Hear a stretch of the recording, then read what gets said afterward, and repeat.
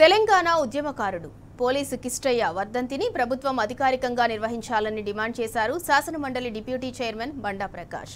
నాటి ఉద్యమ సమయంలో శ్రీకాంతాచారి ఆత్మాహుతికి చలించిపోయిన కిష్టయ్య ఆంధ్ర పాలకుల నిరంకుశ పాలనను వ్యతిరేకిస్తూ సెల్ టవర్ మీద నుంచి నినాదాలు చేస్తూ రివాల్వర్తో కాల్చుకుని చనిపోయిన సంఘటనను గుర్తు చేసుకున్నారు. పోలీసు కిష్టయ్య త్యాగాన్ని ప్రభుత్వం గుర్తించి ఆయన జీవిత చరిత్రను పాఠ్యపుస్తకాల్లో పెట్టాలని కోరారు. అంతకుముందు గన్ పార్క్ వద్ద అమరవీరుల స్తూపానికి పూలమాలలు వేసి ఘనంగా నివాళులర్పించారు. ఈ కార్యక్రమంలో ముదిరాజు మహాసభ ప్రతినిధులు పాల్గొన్నారు. తెలంగాణ వచ్చుడో కేసీఆర్ చచ్చుడో అన్న నినాదంతో తను దీక్ష పట్టిన రోజున సమాజం మొత్తం కొంత ఉద్వేగభరితమైన అంశానికి లోనైంది. దానికి సోదరుడు శ్రీకాంతాచారి గారు అదే రోజు ఆత్మాహుతికి పాల్పడ్డ నేపథ్యం మనందరికీ తెలిసిన విషయమే.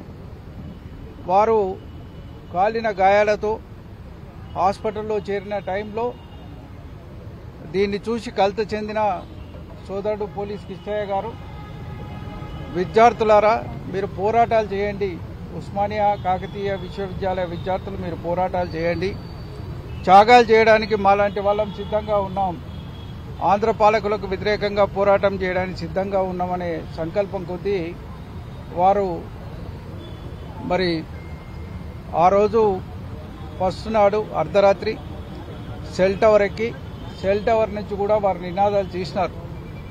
ఆంధ్ర పాలకుల యొక్క నిరంకుశత్వం నశించాలని చెప్పి నినాదాలు చేసినారు. మరి అక్కడే తన సర్వీస్ రివాల్వర్తో కాల్చుకొని కిందికి రాలిపోయినాడు పోలీస్ కిష్టన్న. తన ఆలోచనలన్నింటినీ కాగితం రూపంలో రాసి సమాజానికి కూడా అందజేసినాడు. ఆయన సమాజ శ్రేయస్సు కోసం ప్రాణాలు అర్పించడం అనేది గొప్ప విషయం. తెలంగాణ ఉద్యమంలో అనేక మంది పాల్గొన్నారు, అనేక మంది అసలు బాసింది. కానీ ఒక ప్రభుత్వ ఉద్యోగి అసలు బార్చడం అనేది చరిత్రలో మొదటిసారి. మలిదశ ఉద్యమంలో కూడా అనేక మంది ఆత్మాహుతికి పాల్పడ్డారు.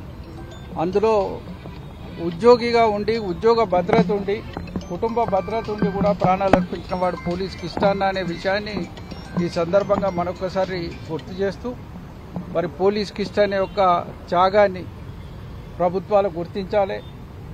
మలిదశ ఉద్యమంలో తొలి అమరుడుగా ఆయన్ని గుర్తించి గౌరవించాలి.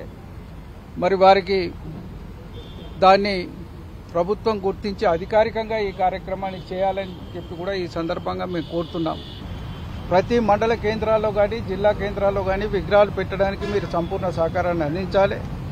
ఆయన జీవిత చరిత్రని పాఠ్యాంశంగా కూడా తెలంగాణ ఉద్యమ చరిత్రలో భాగంగా పెట్టాలని చెప్పి కూడా ఈ సందర్భంగా మేము కోరుతున్నాం.